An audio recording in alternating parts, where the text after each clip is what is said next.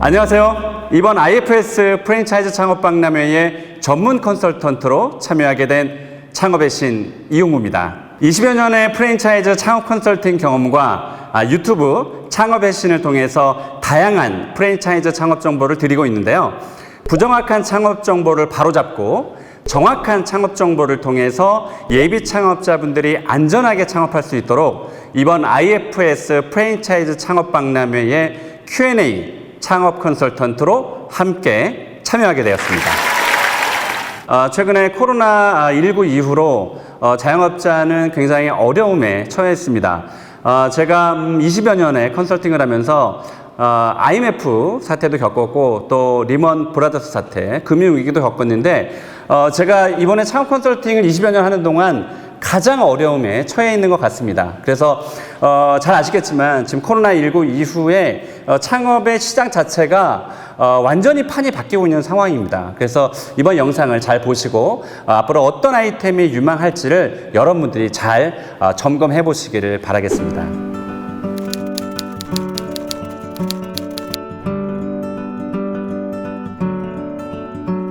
상권의 판도 완전히 바뀌었다라고 보시면 됩니다. 여러분 잘 아시겠지만 지금 시내 중심가, 특히나 제가 명동을 최근에 여러 차례 갔다 왔는데 뭐 가보시면 아시겠지만 저녁에는 완전히 할렘 가고요.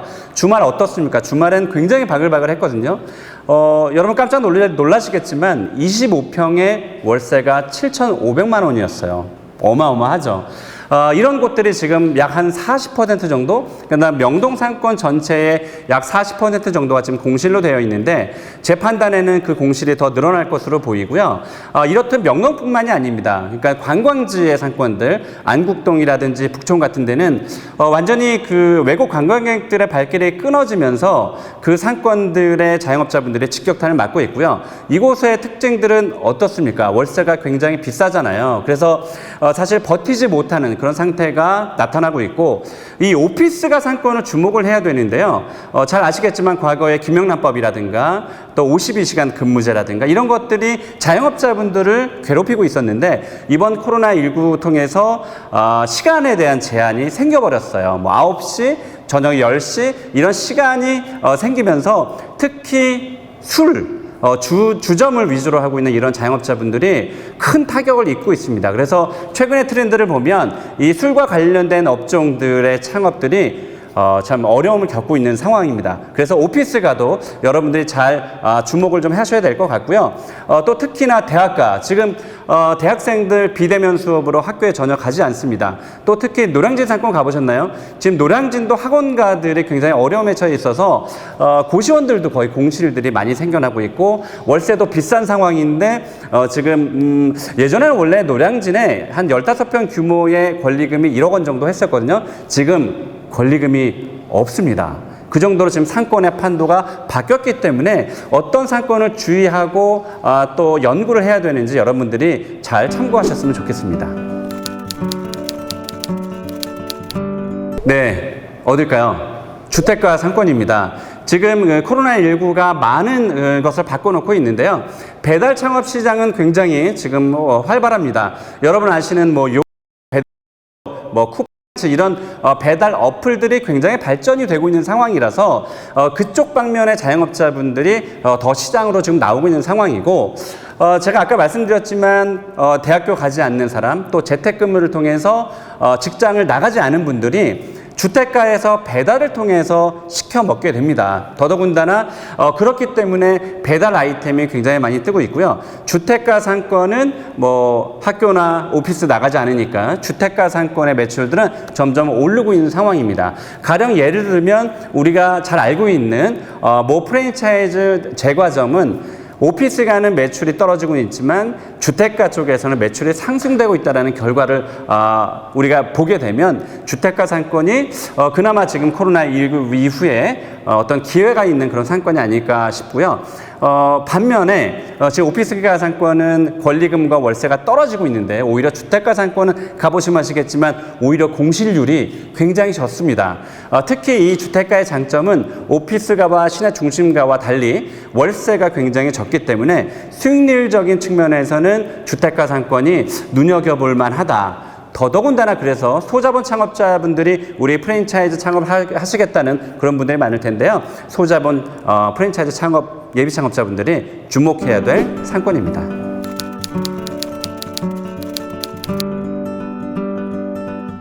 코로나19의 가장 큰 특징은 바로 배달 전문점의 확산입니다.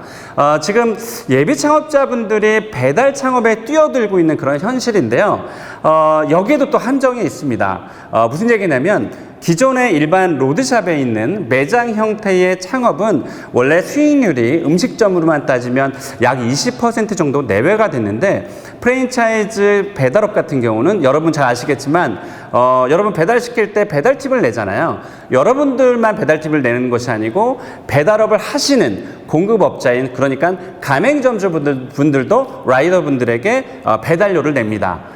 그런데 심지어 어떻습니까? 어떤 분들은 소비자분들 중에서 배달 그 매장을 선택할 때 여기는 배달 팁이 없네? 그래서 선택을 하시잖아요. 그게 배달 팁이 그냥 없는 게 아니에요.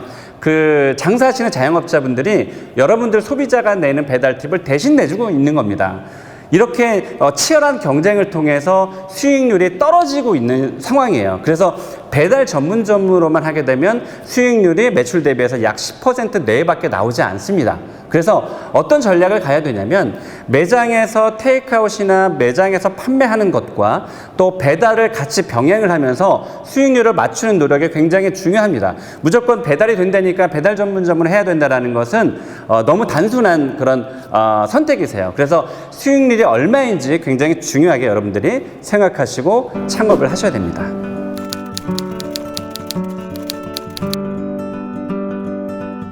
네, 지금 배달업이 뜨면서 덩달아 뜨고 있는 아이템이 있습니다. 바로 밀키트 아이템입니다. 여러분, 배달은 우리가 완성품인 상태에서 여러분 집 앞에까지 배달이 된다면, 지금은 배달에 좀 식상하신 분들, 아무리 그래도 맨날 배달만 시켜 먹니? 맨날 완성품만 우리가 먹을 수는 없잖니? 라고 하는 그런 소비자들이 많아지면서 밀키트, 그러니까 여러분 잘 아시겠지만 직접 재료들을 배달을 해줘서 내가 배달한 그런 재료들을 그릇에 담아서 내가 직접 손수 해먹는 음식인데요. 이게 지금 어디까지 더 발전이 되고 있냐면, 여러분들 많이 알고 계시는 그런 맛집들도 매장으로 코로나19 때문에 찾아오지 않으니까 매출을 끌어올리기 위한 전략으로 밀키트 상품을 만들고 있습니다. 그래서 그 밀키트 상품 자체의 산업도 지금 발전이 되고 있기 때문에 소비자는 덩달아서 밀키트 아이템에 주목을 하게 되는데요. 제가 밀키트 창업에 대한 검색량을 한번 찾아봤어요. 우리가 네이버에서 검색량을 찾아보면 이 산업이 뜨고 있다, 아니면 뭐 쇠퇴하고 있다라는 것도 어느 정도 힌트를 얻을 수 있는데요.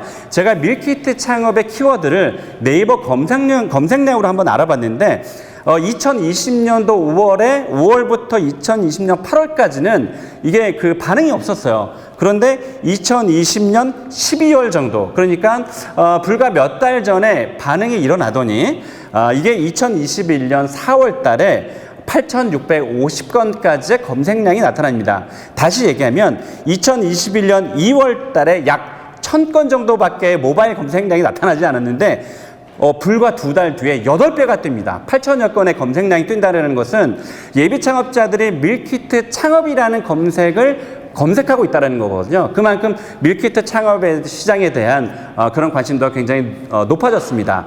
지금 일례로 들면 뭐 부대찌개 창업이라든지 또 다양한 찌개 전문점들이 3인분에 9,900원, 이 9,900원이 핵심이거든요. 소비자들은 3인분에 9,900원에 깨끗하게 이렇게 잘 포장된 그런 재료들을 내가 해 먹을 수 있다는 점이 굉장히 큰 또 퍼포먼스를 일으킬 수 있는 그런 아이템이라서 지금 밀키트 창업 시장은 소비자들에게 꾸준히 아마 관심을 받게 될 아이템으로 보여집니다. 다만 여기서 여러분들께서 주의하셔야 될 점은 뭐가 잘 된다더라 그러면 프랜차이즈 시장에 막 뛰어드는, 검증도 없이 막 뛰어드는 그런 업체들이 많기 때문에 어떤 브랜드, 어떤 아이템이 탄탄한 그런 본사인지 여러분들이 분석하시고 그 아이템을 선택하는 것이 굉장히 중요하다는 점 반드시 말씀드리겠습니다.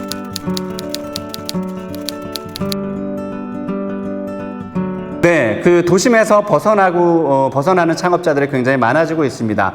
그래서 제가 탈도심 비즈니스라는 키워드를 요즘에 계속 여러분들께 알려드리고 있는데요. 여러분 코로나19 때문에 어때요? 저희 여행 가지 않죠. 외국으로 가지 않습니다.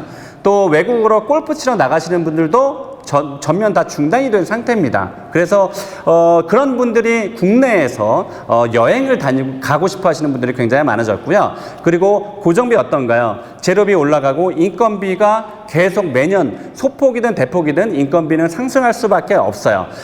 그런데 지금 여러분들 잘 아시겠지만 가성비에 대한 그런 키워드가 계속 주목이 되고 있기 때문에 가격 대비 만족도를 올리기 위해선 고정비를 끌어내릴 수밖에 없습니다. 고정비를 끌어내리려면 사실은 재료비를 낮출 수는 없잖아요. 가성비 때문에. 결국은 인건비와 고정비를 낮추는 그런 노력을 하게 되는데 서울 도심에서 잠깐만 벗어나도 양평, 김포, 시흥, 또 의정부 넘어서 포천 이런 서울로 따지면 시 외곽에 그 비어있는 공실들이 굉장히 많아요. 이곳은 거의 월세가 없는 경우도 있고요. 월세가 있어도 굉장히 낮습니다. 이런 고정비가 없는 곳으로 낮은 곳으로 가서 오히려 재료비를 10% 정도 더 투입을 하게 되면 굉장히 상품이 좋아질 수밖에 없죠. 그러면 어때요?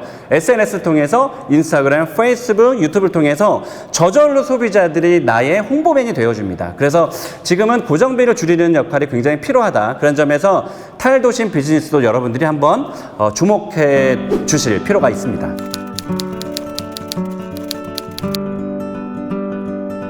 네, 여러분 카페 굉장히 좋아하시죠? 저도 좋아합니다. 저도 커피를 하루에 한 7, 8잔 마시는 것 같아요. 그래서 카페 예비 창업자들이 굉장히 많아졌는데요. 이 카페들의 경쟁이 굉장히 심화가 되면서 매출을 끌어올리기 위한 경쟁력의 수단으로 이 디저트를 넣게 됩니다. 그래서 베이커리와 디저트 이런 산업의 분야가 지금 계속 발전이 되고 있는데요. 제가 그 유행과 유망을 가르는 방법 중에 하나를 간단한 방법을 여러분들에게 자주 소개해 드리는 것 중에 하나가 어렸을 때 어머니가 나에게 해주셨던 음식이 어떤 것인지 그게 유망 아이템이 될 가능성이 굉장히 크다라고 제가 말씀을 드려요. 제 강연에서 굉장한 다양한 말씀을 많이 드렸었는데 꼭 말씀드리는 게 여러분 우리 찜닭 좋아하시잖아요? 네, 찜닭은 안동에 가면 찜닭 골목이 있습니다. 서울은 찜닭 골목이 없어요. 어렸을 때부터 안동에 계신 분들은 찜닭을 어렸을 때부터 엄마의 손에 이끌려서 먹어봤기 때문에 죽을 때까지 찜닭을 식탁에서 놓을 수 없습니다. 서울 수도권에 있는 분들은 어머니들께서 닭도리탕, 닭볶음탕만 해주셨기 때문에 사실 이 찜닭과 거리가 조금 멀어요. 단순히 달고 짜고 맛있기 때문에 먹어보지만 구매의 텀은 길어질 수밖에 없습니다. 그렇기 때문에 여러분들이 과거에 내가 어렸을 때 어떤 음식을 먹었느냐가 굉장히 중요한데 이 점에서 베이커리를 제가 예를 들지 않을 수가 없습니다. 저희 세대만 해도 또 50대, 60대 세대만 해도 빵이 주식이지 않았어요. 빵을 싫어하는 분들도 굉장히 많습니다. 그런데 지금 우리 30, 40대 그 젊은 어머니들이 빵을 즐겨 먹는 세대예요. 본인도 맛있게 먹다 보니까 아이한테 빵을 줄 수밖에 없습니다. 지금 베이커리는 굉장한 폭발력을 갖고 산업이 성장을 할 수밖에 없습니다.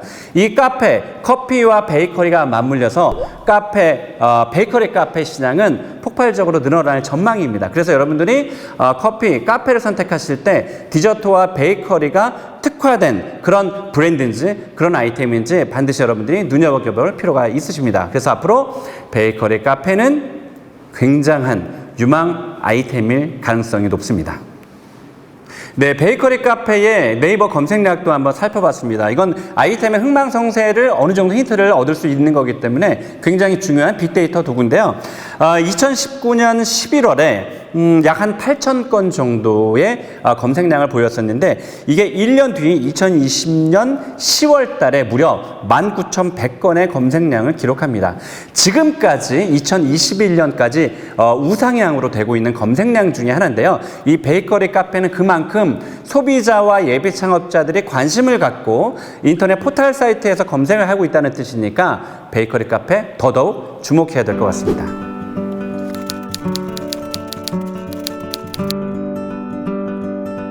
앞으로 여러분들이 서비스업에 대한 아이템도 주목을 좀 해야 될 것 같습니다. 서비스업은 선진국일수록 비중이 높아지거든요. 왜냐하면 굳이 지불하지 않아야 될 돈을 지불을 해야 된다는, 할 수 있다는 것은 그만큼 소득 수준이 높아졌다는 뜻인데요. 미용실도 마찬가지고요. 또 여러분들 요즘 주목하고 계시는 무인 독서실도 그렇습니다. 집에서 굳이 공부를 해도 될 것을 돈을 지불을 하면서 독서실을 찾아가고 있다는 거고요. 여러분 요즘에 특히 프랜차이즈 박람회에 많이 나오고 있는 것 중에 왁싱 아이템이 있어요. 과거에 불과 진짜 2년, 3년 전만 해도 이 왁싱에 대한 관심이 없었는데 왁싱에 대한 관심도 굉장히 높아졌거든요. 그만큼 우리가 그 음식업이라든지 카페에 집중이 되어 있지만 이런 서비스업도 잘만 우리가 틈새 전략을 잘 짠 그런 아이템을 잘 발굴하시면 서비스업은 물론 사람을 관리를 잘해야 된다라는 그런 어떤 특별한 점은 있지만 그래도 음식점에 비해서는 조금은 조금 신경이 좀 덜 가는 아이템이기 때문에 이 서비스업도 여러분들 주목해야 될 필요가 있고요. 소매업 2020년 그 자영업 매출이 2021년도에 비해서 대부분의 자영업 아이템들이 매출이 하락이 됐는데 소매업이 상승이 됐어요. 이 뜻은 뭐냐면 무조건 소비업의 매출이 증가됐다는 게 아니라 인터넷 사업을 하시는 그런 소매업 사업자들이 굉장히 많아졌습니다. 그래서 틈새만 잘 찾는다면 소매업과 서비스업의 아이템도 음식업 못지않게 혹은 음식업보다 훨씬 더 수익률이 높은 그런 아이템들이 많기 때문에 서비스업과 판매업도 잘 여러분들이 살펴볼 필요도 있겠습니다.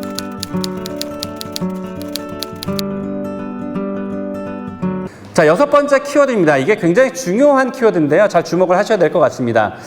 일단 코로나19가 우리 소비 생활에 많은 패턴의 변화를 주었습니다. 자영업자분들에게 자극을 주고 있는데요. 무인 주문 시스템입니다. 일단 비대면이라는 거, 코로나19 때문에 비대면이라는 것, 또 하나는 고정비를 줄이는 결과가 바로 이 여러분들이 알고 계시는 키오스크, 이 무인 주문 시스템의 발전을 가져오게 됐습니다. 현실적으로는 사실 뭐 50대, 60대, 뭐 70대의 소비자분들은 너무 싫다고 하세요. 나는 그냥 대면이 좋다. 당연히 뭐 여기 뭐 햄버거 얼마요? 뭐 음식 얼마요? 이렇게 해서 그냥 지불하는 것이 좋은데 지금의 세대들은 기계에 또 컴퓨터에 굉장히 익숙한 그런 세대이기 때문에 이 무인 주문 시스템은 앞으로도 발전이 될 거라고 생각이 들고요. 아까 제가 다른 제가 질문에서도 말씀드렸지만 이 고정비, 인건비는 지속적으로 상승이 될 수밖에 없습니다. 이 무인 주문 시스템 하나만 드러나도 고정비를 좀 낮출 수 있기 때문에 이 무인 주문 시스템의 산업이 발전이 될 수밖에 없습니다. 자, 그리고 또 한 가지는 로봇입니다. 지금 뭐 커피도 로봇이 내려주고 있고요. 닭도 로봇이 튀기고 있습니다. 제가 얼마 전에 속초에 모 음식점을 갔는데 대형 음식점입니다. 거기도 그 1층에 일하시는 이모님들이 한 10몇 분이 계셨는데 네, 로봇이 다 그것을 손님들에게 응대하고 있더라고요. 사실 개인적으로는 굉장히 좀 서글펐지만 그게 우리 지금 현재 창업 아이템의 추세를 그대로 대변해 주는 것이라고 보여집니다. 그래서 앞으로 로봇에 대한 쓰임새도 굉장히 많아질 것이라고 보고요. 또 한 가지는 셀프 서비스입니다. 저절로 이게 지금 다 같이 묶여져 가고 있는 거죠. 무인 주문 시스템, 로봇, 그래서 셀프 서비스가 계속 확산이 될 수밖에 없다. 결국은 이게 뭐 우리가 창업 시장에 또 소비 시장에 약간 좀 인간적인 그런 정의 모습이 사라지고는 있지만 돈을 벌기 위한 자영업자들의 어떤 피나는 노력, 그거에 대한 결과물이라고 볼 수 있겠습니다. 그래서 비대면에 대한 그런 아이템들을 잘 여러분들이 살펴볼 필요가 있겠습니다.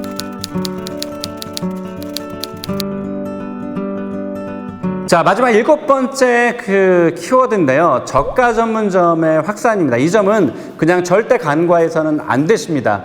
과거에 외식사업가 백종원 씨께서 뭐 백빵이라든지 뭐 이라든지 이렇게 저가 전문점을 시장에 내놓으면서 그 상권에 있는 그냥 평범한 가격대의 자영업자분들이 큰 타격을 입었는데요. 그게 아마 저가 전문점의 시발점이 됐을 수도 있겠습니다. 지금 카페 어때요? 여러분 10여 년 전만 해도 1,500원 이상이었던 것 같은데요. 지금 카페 1,500원짜리 지금 990원짜리, 900원짜리까지 생겼습니다. 저는 여기서 양날의 칼을 볼 수가 있는데요. 카페는 하고 싶지만 결국 선택해야 될 것은 소비자들은 저가의 저가의 아메리카노를 선택할 수밖에 없기 때문에 어쩔 수 없이 등에 떠밀려서 저가 커피 아이템을 선택할 수밖에 없다라는 뭐 그런 궁지에 몰린 뭐 그런 점도 있지만 또 한편으로는 카페 전문점이 그만큼 소비자가 많다라는 뜻이에요. 단 여기서 제가 말씀드리고 싶은 건 제가 어제 저번 주인 것 같아요. 제가 서울의 시청역을 갔다 왔는데 제가 제 유튜브도 한번 참고를 해보시면 좋겠지만 시청역을 갔다 왔는데 불과 100m 사이에 12개의 카페가 있었어요. 저는 그것을 보면서 어땠을까요? 와, 환호성을 질렀을까요? 아니요. 저는 한숨부터 나왔어요. 이 12개의 카페의 사장님들이 100원, 200원, 300원, 500원의 목숨을 걸면서 소비자들을 끌어들이고 있을 수밖에 없다라는 점. 그만큼 커피 창업자들도 많은 것처럼 공급자들의 그런 피나는 그런 경쟁을 하고 있다라는 점에서 여러분들이 이 저가 전문점은 조금 고민을 좀 해봐야 될 필요가 있다. 다만 지금 이런 저가 전문점의 그 확산이 여러분 대창, 곱창 좋아하시잖아요. 대창이 원래 29,000원, 28,000원 1인분에 그런데 지금은 거의 12,000원, 9,900원까지 파는 그런 곳들도 봤습니다. 그래서 이 저가 전문점의 확산이 계속되고 있기 때문에 이 가격에 대한 것도 굉장히 민감하거든요. 그래서 이 저가 전문점의 확산은 과연 들어가야 될 시장인지 아니면 저가 전문점의 아이템을 버리고 그거와 다른 새로운 전략으로 창업 시장에 뛰어들어야 되는지는 여러분들이 그 분야에 대한 분석을 철저하게 하고 저가 전문점에 대한 창업의 선택을 하셔야 될 거라고 봅니다.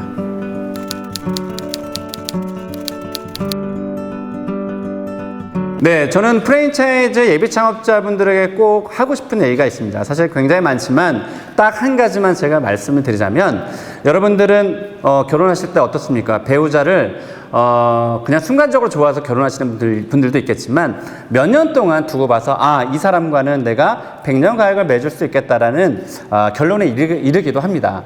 프랜차이즈에 대한 가맹 사업도 똑같습니다. 여러분들이 뭐가 잘 된다고 해서 프랜차이즈 아이템이나 본사를 덜컥 선택할 수도 있는데요. 절대 그렇게 하시면 실패하십니다. 프랜차이즈 본사와 프랜차이즈 브랜드 또 프랜차이즈 아이템이 앞으로 유망한지를 철저하게 분석할 필요가 있습니다. 가장 쉽게 할 수 있는 것이 여러분 기록하세요. 공정거래위원회에서 우리나라의 7천여 개 모든 프랜차이즈 브랜드의 재정 상태를 보여주고 있습니다. 최근에 3년간의 자료를 보여주고 있는데요. 그것을 보면 이 브랜드가 이 프랜차이즈 본사가 망할 것인지 흥할 것인지 어느 정도의 감이 올 수 있습니다. 그리고 또 한 가지는 거기에 3년간의 가맹점 오픈 개수 그리고 폐점수, 양도 양수수도 나옵니다. 그러면 우리가 3년간에 이 가맹점의 신규 오픈 수가 줄어들고 있네. 이 폐점 수가 늘어나고 있네. 이것은 그것만 봐도 이 프랜차이즈 현재의 현 주소를 알 수가 있습니다. 그래서 여러분이 인터넷 검색창에 공정거래위원회 가맹사업 거래 다시 공정거래위원회 가맹사업 거래라는 사이트를 치시면 다 공짜입니다. 그래서 여러분들이 잠이 안 오시거나 아니면 프랜차이즈 본사를 여러 개를 후보군으로 두고 어떤 브랜드를 선택할 것인지 기로에 서 있을 때 이 데이터는 굉장히 여러분들께 꿀팁을 제공하는 데이터라고 봅니다. 여러분들 이런 그냥 덜컥 계약하지 마시고요. 이런 분석력을 통해서 여러분들이 안전하게 창업을 하시기를 진심으로 바라겠습니다. 감사합니다.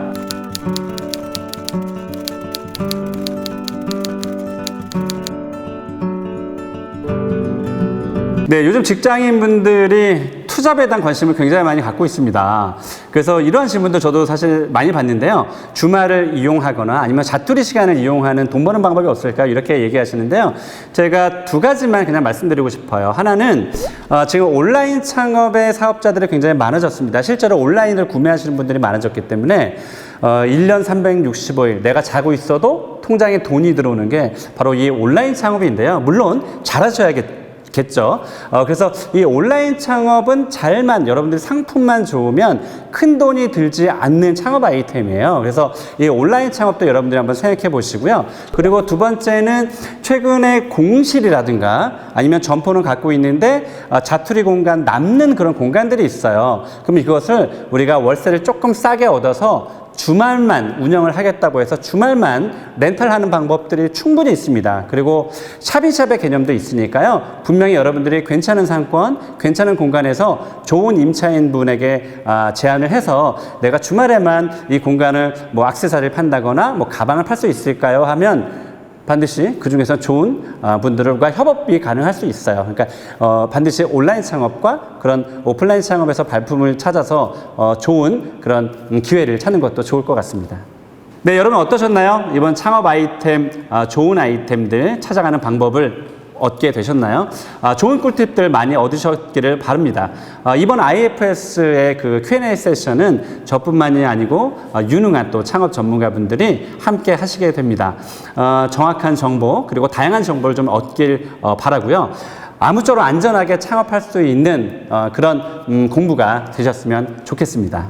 그리고 이번 박람회에 사전 등록을 하시게 되면 네, 무료 입장이 가능하십니다. 지금 바로 사전 등록하시길 바랍니다. 그럼 박람회장에서 뵙겠습니다.